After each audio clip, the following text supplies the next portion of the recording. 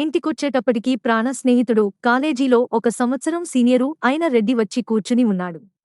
ఎంతసేపైందిరా వచ్చి? మా అప్పల్రాజుగాడు కాస్త కాఫీ అయినా ఇచ్చాడా లేదా?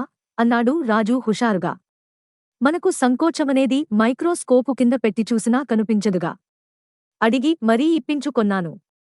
సరేగాని. అదేమిట్రా నువ్వు లైబ్రరీలో ఉన్నట్టుండి మాయమయ్యావ్? రాజు అంతర్యంలోంచి ఉబికి వస్తున్న ఉత్సాహాన్ని అణిచిపెట్టుకుంటూ ఉండరా బాబూ, కాస్త కాళ్ళు, ముఖం కడుక్కుని తర్వాత సినిమాకెళ్దాం, అప్పుడు చెప్తాను అన్నాడు. రెడ్డి ఇక బలవంతం చేయలేదు. అప్పల్రాజు వడ్డించగా ఇద్దరూ అక్కడే భోజనం చేసి ఓ అరగంట ఆ కబురూ ఈ కబురూ చెప్పుకుని సినిమాకు బయలుదేరారు. అప్లాండ్స్ వీధులన్నీ దాదాపు నిర్మానుష్యంగా ఉన్నాయి. తారు రోడ్ల మడ్డి నలుపు అందులో తమ ఉనికి తెలియజేయడానికి ఎంతో అవస్థపడుతున్న మున్సిపాలిటీ గుడ్డి లైట్లు, నిశీధి సమయం నిర్జనమైన రోడ్డు పగటివేళ మాటలు దొరకని మనోభావాలకు చక్కని వాగ్రూపం కనిపించే సమయం, చలిగాలికి గూడలు బిగాబట్టుకుని పాంటు జేబులో చేతులు పెట్టుకుని స్నేహితులిద్దరూ నిరంతరంగా కనిపిస్తున్న యూనివర్సిటీ రోడ్డు వెంట నడక సాగించారు. రిక్షా ఎక్కుదామా? వద్దు. ఇంకా చాలా టైముందిగా. నడిచే వెళ్దాం స్వప్న లోకంలోంచి మాట్లాడాడు రాజు. రెడ్డి ఆలోచిస్తున్నాడు. సహజ గంభీరుడైన తన స్నేహితుడు ఈనాడు ఇలా మనోవికారానికి గురికావటం అతనికి తక్కువ ఆశ్చర్యాన్నేమీ కలిగించలేదు. దానికి కారణమేమైనా గాని సాధారణమైనది మాత్రం అయి ఉండదు. అదేదో తెలుసుకోవాలన్న ఉత్కంఠ అతనిలో ఎక్కువైంది. ఏమిటో ఆకాశంలో తెలిపోతున్నావ్, అసలేం జరిగిందేమిటి? అన్నాడు రెడ్డి. రాజు వెంటనే సమాధానం చెప్పలేదు. లోలోపల ఉక్కిరిబిక్కిరైపోతున్నాడు. చాలాసేపటికి ఇవ్వాళ ఒక అమ్మాయితో పరిచయమైందిరా అన్నాడు. రెడ్డికి నవ్వాగలేదు. ఓరి నీ దుంపతెగ. సస్పెన్సులో పెట్టి చంపేశావ్ పో.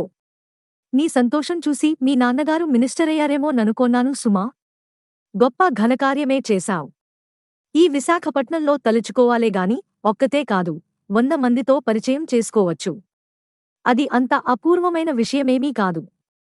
కాకపోవచ్చు, కాని ఈ అమ్మాయి ఆ 100 మందిలో ఒకతే మాత్రం కాదు. ఎవరిలోనూ లేని విశిష్టత ఈ అమ్మాయిలో ఉంది. ఏం, దివి నుండి భువికి దిగివచ్చిన అప్సరసా ఏమిటి? అప్సరసంటే నాకున్న అభిప్రాయం వేరు.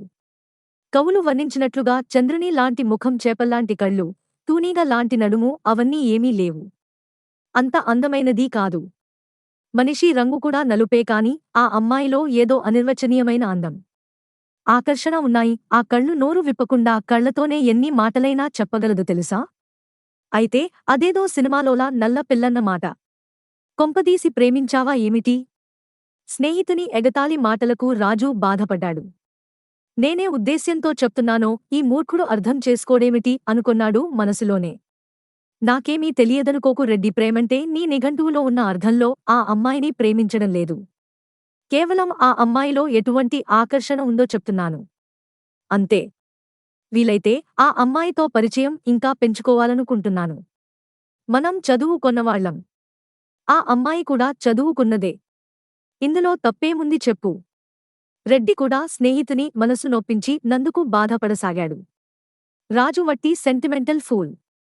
ఆ సంగతి రెడ్డికి బాగా తెలుసు.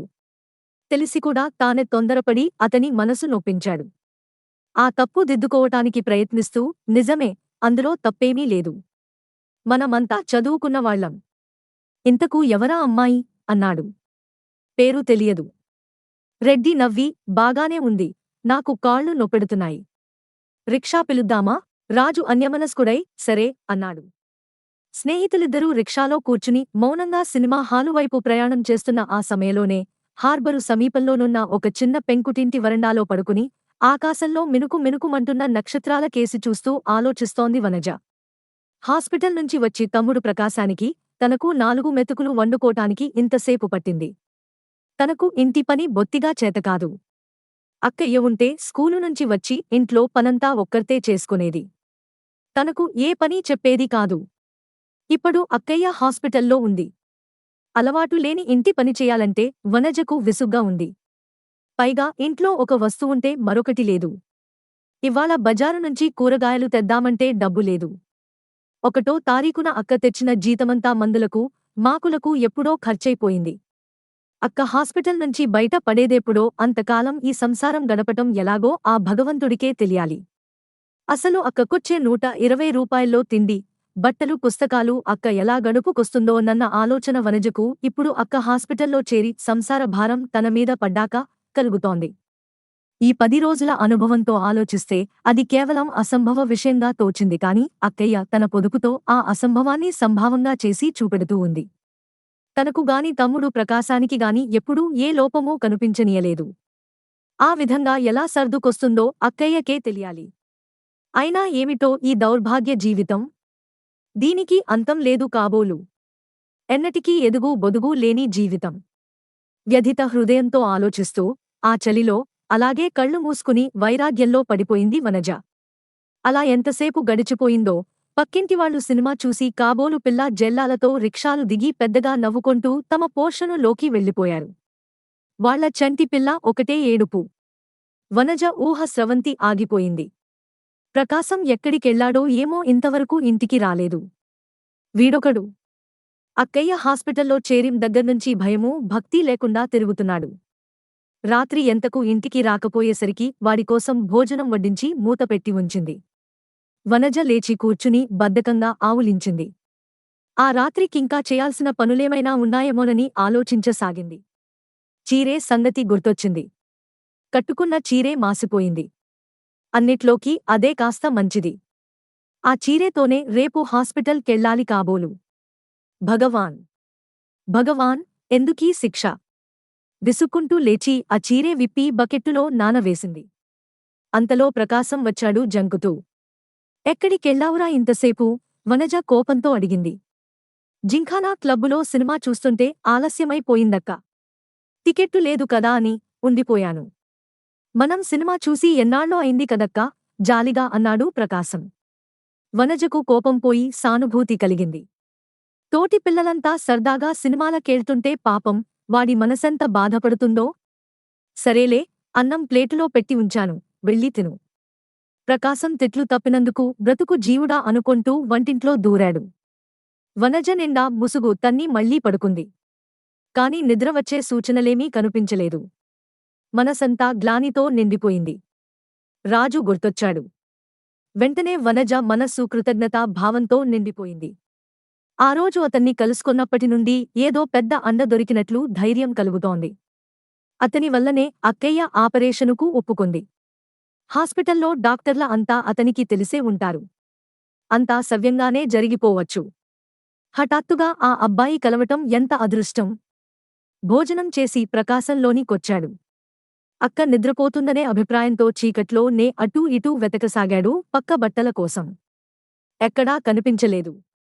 చివరకు లైటు వేశాడు. వనజ కళ్ళు తెరిచే ఉండటం చూసి రేపు స్కూలు ఫీజు కట్టాలక్కా అన్నాడు.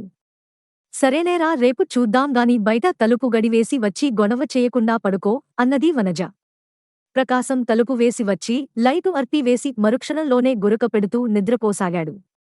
మర్నాడు వనజ మేలుకునేసరికి చాలా ఆలస్యమైంది. ఇంట్లోని పని ఎంత తొందరగా చేసినా 8 రాత్రి నానవేసిన చీరే అరి ఇస్తీ చేసుకునే పటికి మరికొంత ఆలస్యం. ఫ్లాస్కులో కాఫీ పోసుకుని హాస్పిటల్కు చేరేసరికి 10 గంటలైంది. ఇంటి పనంతా ఎలా చేసుకుంటున్నావమ్మా? పంతులమ్మ ప్రశ్నించింది ప్రేమగా చెల్లెలి తల నిముర్తూ. ఫర్వాలేదక్కా. అంత కష్టంగా ఏమీ లేదు. గ్లాసులో కాఫీ పోసి అక్క చేతికందిస్తూ ఇవ్వాళ ఆ అబ్బాయి రాలేదా అక్కా అన్నది. ఎవరు? రాజాయిపటివరకు ఇక్కడే ఉన్నాడు. టైమైందని కాలేజీకి వెళ్ళాడు. చాలా మంచి వాడమ్మా. నా విషయం లేడీ డాక్టర్తో చెప్పాడు. ఆవిడ రాజు వాళ్లకు దగ్గర బంధువల్లే ఉంది. ఈ సమయంలో నా అదృష్టం కొద్దీ ఆ అబ్బాయి దేవుడల్లే వచ్చాడు. ఇప్పుడు నన్నిక్కడ ఎంత శ్రద్ధగా చూస్తున్నారో తెలుసా? పోనీలే అక్కా. ఎలాగో ఈ గండం గడిచి బయటపడితే అంతే చాలు. ఇంకేం భయం లేదమ్మా. రాజు వచ్చిందగ్గర్నుంచి నాకు ఎంతో ధైర్యంగా ఉంది. ఇక్కడనుంచి క్షేమంగా బయట పడగలననిపిస్తుంది. రాత్రి తనకు అవే ఊహలు కలిగాయి. ఇప్పుడు అక్కయ్య ఆ మాటే అంటుంది. అమాయకుడు, స్నేహశీలుడు అయిన రాజు ముఖం ఒక్క క్షణం వనజ కళ్ల ముందు మెదిలింది. ఆమె కాసేపు మౌనం వహించి ప్రకాశం స్కూలు ఫీజు కట్టాలంటున్నానక్కా. నువ్విచ్చిన డబ్బు అంతా ఖర్చయిపోయింది అన్నది కొంచెం సందేహిస్తూనే. వనజ అనుమానం నిజమే అయింది. పంతులమ్మ చెల్లెలి వేపునుంచి దృష్టి మరల్చుకుంది. బహుశా 1-2 కన్నీటి బొట్లు కూడా రాలి ఉండవచ్చు. వనజ వెంటనే తన తప్పు తాను తెలుసుకుని, పోనీలే అక్కా, అవన్నీ తర్వాత చూసుకొందాంలే అన్నది. పంతులమ్మ చెల్లెలి మాటలు వినిపించుకోలేదు. నాకు తెలుసమ్మా. ఆ కొంచెం డబ్బు ఎప్పుడో అయిపోయి ఉంటుంది. కాని ఏం చేస్తాం? అదృష్టహీనులకే వస్తాయి అన్ని కష్టాలునూ. ఆ ఆనందరావన్నా కనిపిస్తే ఓ 100 రూపాయలు అప్పు అడుగుదామనుకున్నాను. అతనూ రాలేదు. ఈ సంగతి అతనికింకా తెలియలేదేమో, తెలిస్తే వచ్చేవాడే. ఆనందరావునా? ఎందుకులే అక్కా అతనడగటం, మరేం చేస్తామమ్మా?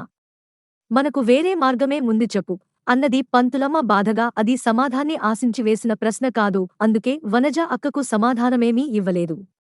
రోగి చేతిని మృదువుగా నిమురుతూ అలాగే కూర్చుండిపోయింది. 3. పంతులమ్మ ఆపరేషను సవ్యంగానే జరిగిపోయింది.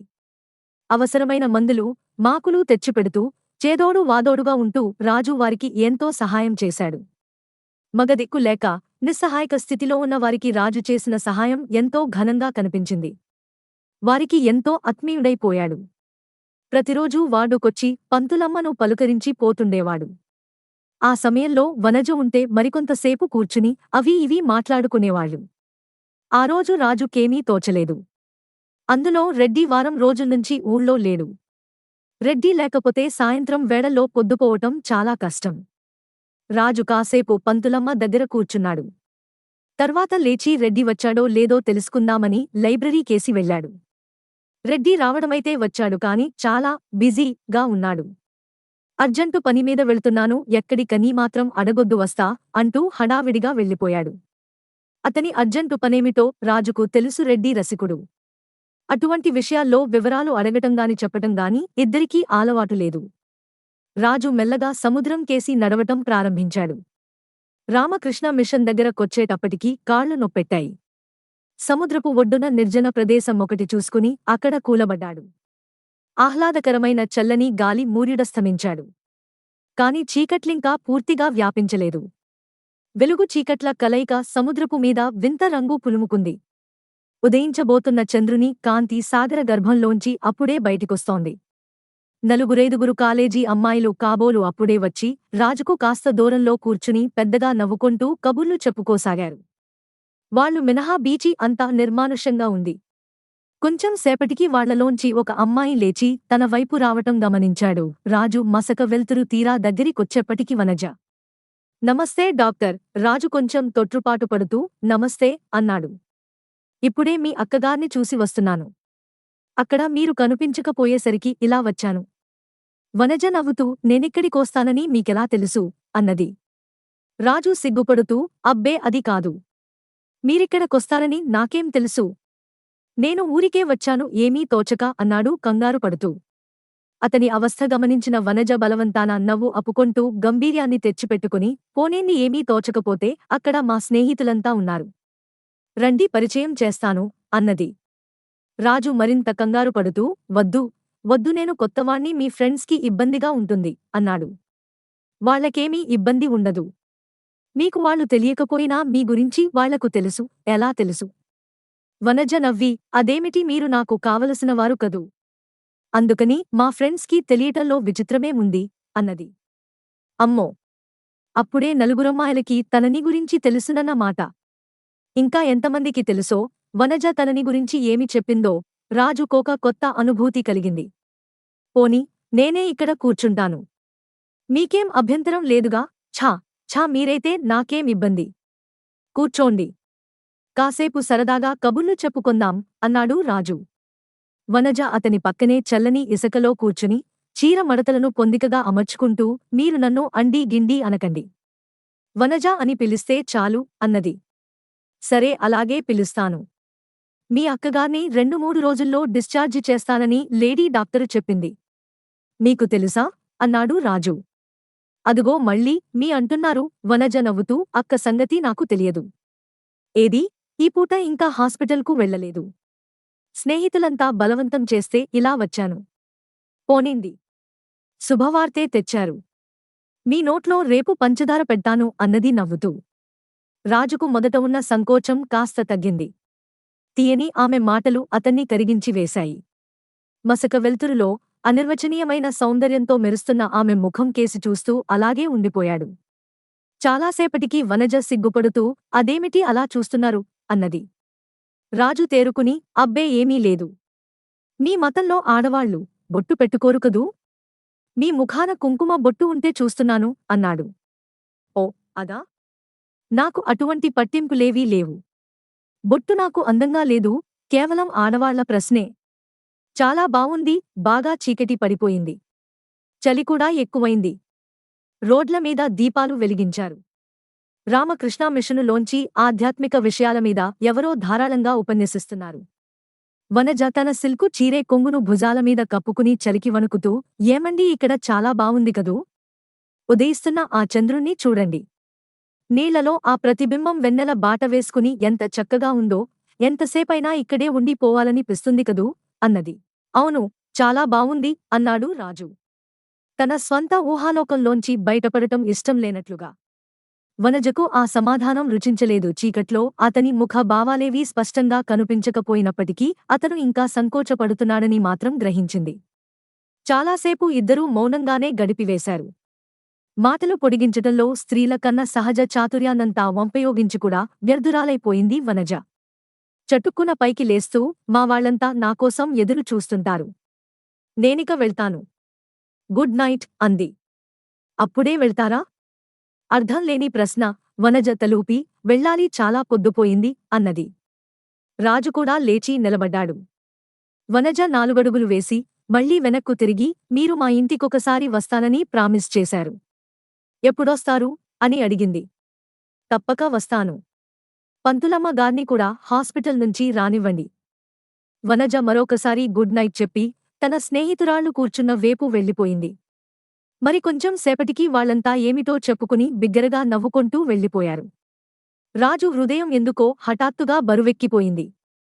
వనజ ఒంటరిగా కనిపిస్తే ఏమేమో మాట్లాడాలని, తమాషాగా కబుర్లు చెప్పుకోవాలని ఏమేమో కలలుగన్నాడు. తీరా ఆ అవకాశం దొరికేసరికి నీళ్లు కారిపోయాడు. ఉత్త ఐస్ క్రీంలాగా. డామిట్, ఏమిటి నేనింత డల్ గా తయారయ్యాను అని బాధపడసాగాడు. వనజ కూడా అతన్ని గురించి సరిగ్గా అదే అనుకుంటుంది మనసులో. ఉత్త ఐస్ క్రీం, ఆడపిల్లలతో ఎప్పుడూ మాట్లాడలదల్లే ఉంది. పైగా మెడిసిన్ చదువుతున్నాడు ఎందుకో. స్నేహితురాళ్లంతా కేజీ హాస్పిటలు దగ్గర విడిపోయారు. వనజ అక్కయ్య దగ్గరకు వెళ్దామా వద్దా అనే సందిగ్ధ అవస్థలో పడిపోయింది. అప్పటికే టైము 8 ఇంత పొద్దుపోయే వరకు ఏం చేస్తున్నావని అడిగితే, అదీకాక వనజకు ఇప్పుడు మరొక సమస్య ఎదురైంది. పంతులమ్మ ఆనందరావు దగ్గర అప్పు తీసుకుని ఇచ్చిన డబ్బు చాలా వరకు ఖర్చయిపోయింది. సినిమాలు, బట్టలు మొదలైన వాటికి. అక్కయ్య రేపు ఇంటికొచ్చిన తర్వాత లెక్క అడిగితే తనేం సమాధానం చెప్పాలి? వనజ కొంచెం సేపు ఆలోచించి, ఆప్పటిక అక్కయ్యను చూసే ఉద్దేశం మానుకొని, ఒక రిక్షాను పిలిచి డాబా గార్డెన్స్కు పోనీ అన్నది. తీరా రిక్షా ఎక్కాక ఆమెకొక అనుమానం వచ్చింది. అతని సమయంలో గదిలో ఉంటాడో లేదో, పోనీ వెళ్లి చూస్తే సరిపోతుందిగా అని మనసు స్థిమితపర్చుకుని కూర్చుంది. రెడ్డి రూములో పడుకుని ఏదో ఇంగ్లీషు నవల చదువుకొంటున్నాడు. అతని పూర్తి పేరు ఓబులరెడ్డి అని చాలామందికి తెలియదు. అందరూ రెడ్డి అనే పిలుస్తుంటారు. అతనిది రాయలసీమలో ఏదో పల్లెటూరు. ఆస్తిపాస్తులు బాగానే ఉన్నాయి.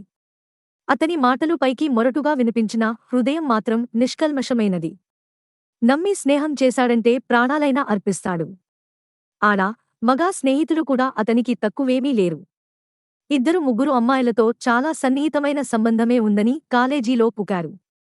అతనిమీద ప్రచారంలో ఉన్న ప్రణయ కథల్లో కొంత నిజమూ, కొంత అబద్ధం కూడా ఉన్నది. ఏది ఏమైనా అతనిలో ఆడపిల్లల్ని ఆకర్షించే గుణం ఏదో ఉన్నది. కాలేజీలో జరిగే నాటకాలు, మీటింగులు విషయంలో ఆడపిల్లలంతా అతని సలహా కోసం మాటిమాటికి పరిగెత్తుతూ ఉంటారు. స్వభావంలోనూ, ప్రవర్తనల్లోనూ రెడ్డికి రాజుకి ఎక్కడా పోలిక అనేది కనిపించదు. ఇద్దరివీ 2 విభిన్న తత్వాలు. కాని తమాషా ఏమిటంటే, ఉత్తర, దక్షిణ ధృవాల తగ్గ వారిద్దరికీ మంచి స్నేహం ఏర్పడింది. రాజులో ఉన్న పట్టుదల, ఆత్మ నిగ్రహం రెడ్డిని ఆకర్షించాయి. రెడ్డిలో ఉన్న సరళ స్వభావం, కలుపుగోలు తనం రాజుని ఆకర్షించాయి. ఆ విధంగా వారి స్నేహం గట్టి పునాదులతో బలపడిపోయి birds of the same feather అనే సామెత అన్ని చోట్లా నిజం కాదని నిరూపించింది. అయితే వారిద్దరి మధ్య కొన్ని భేదాభిప్రాయాలు లేకపోలేదు.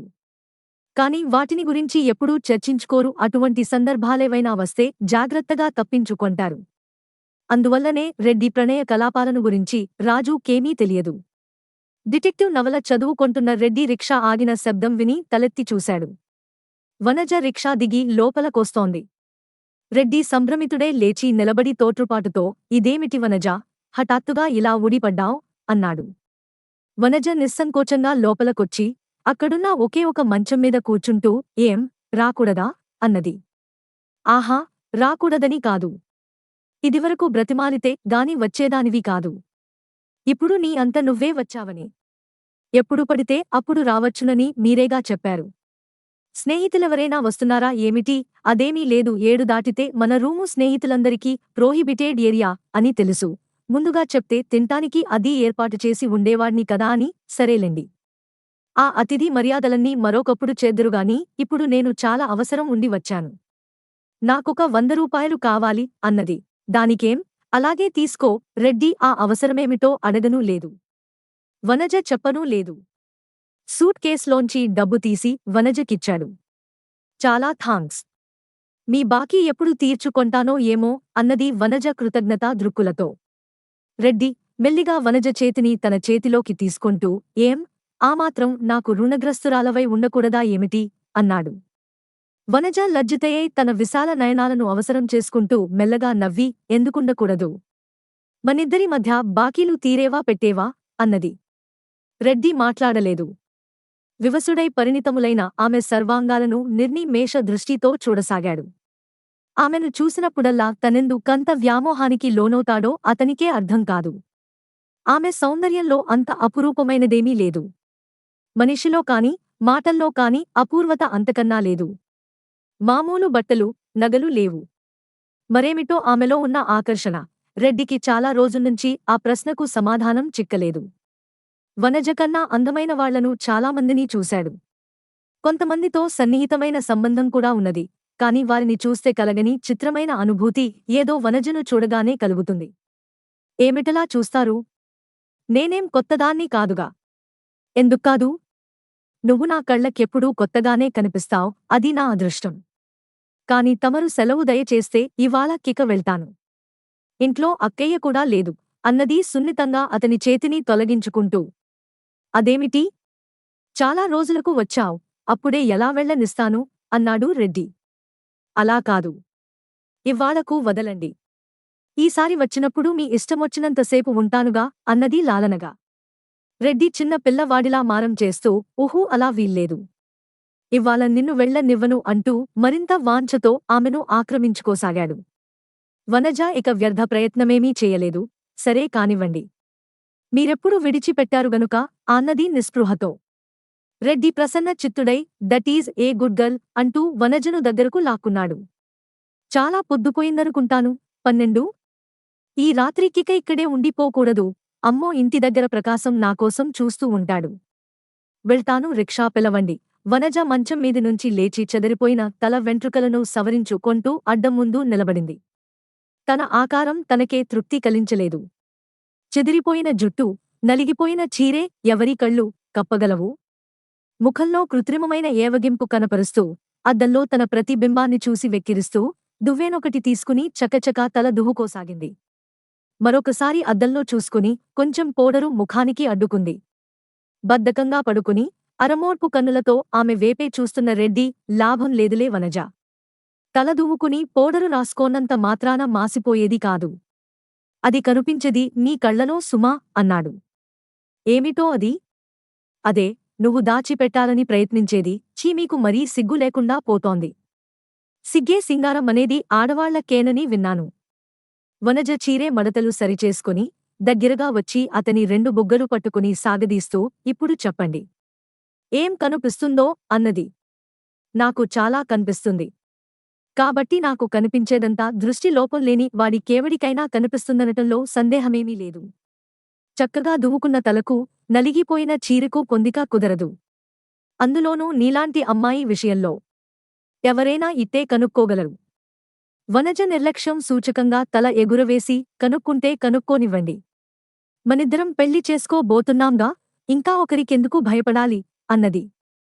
వనజ మాటలకు అతని ముఖంలో రంగు మారింది. అప్పటివరకు ఎంతో ఉత్సాహంగా ఉన్న అతను క్షణంలో గంభీర్యం వహించాడు. ఒక్క క్షణం క్రితం పరిహసోక్తులతో నిండిన ఆ వాతావరణమంతా హఠాత్తుగా బరువెక్కిపోయింది. వనజ మనస్సులో భయం, అనుమానం కూడుకున్నాయి. అయినా తెచ్చిపెట్టుకున్న ఉత్సాహంతో అతని మెడ చుట్టూ చేతులు వేసి, చెప్పండి, మనమెందుకు భయపడాలి అన్నది. రెడ్డి మెల్లగా ఆమె కౌగిలిలోంచి తప్పించుకుని టేబులు వద్దకెళ్ళి సిగరెట్టు వెలిగించాడు. ఇటువంటి భయంకర క్షణం ఎప్పుడో ఒకప్పుడు రాకపోదని అతనికి తెలుసు. మాట్లాడరేం?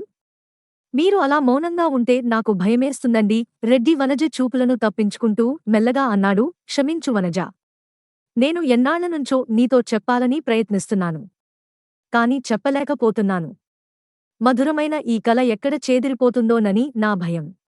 అదీగాక నేను మన స్నేహాన్ని ఆ దృష్టితో చూడలేదు. కేవలం వనజ ఎంతో కష్టంతో తనను తాను సంభాళించుకొంటూ మీరనేదేమిటో నాకు అర్థం కావటం లేదు. కాస్త వివరంగా చెప్పండి అన్నది. అనవసరంగా ఉద్రేక పడవద్దు వనజ. నేను చెప్పేది కాస్త శాంతంగా విను. ఇందులో నా తప్పు చాలా ఉందని నేను ఒప్పుకుంటాను. నేను స్వార్థపరుణ్ణి. కాని పరిస్థితులు వేరుగా ఉన్నాయి. నేను నిస్సహాయుణ్ణి. ఇప్పుడు ఈ పరిస్థితిలో మన వివాహం సాధ్యం కాదు. వనజ ముఖంలో కత్తివాటుకు నెత్తురు చుక్క లేకుండా పోయింది. చాలాసేపటి వరకు నోటెంట మాట రాలేదు. అతి ప్రయత్నం మీద కుర్చీ పట్టుకుని అందులో కూలబడింది. చివరకు ఎందుకు సాధ్యం కాదో తెలుసుకోవచ్చునా అన్నది మెల్లగా. నాకిదివరకే వివాహమైపోయింది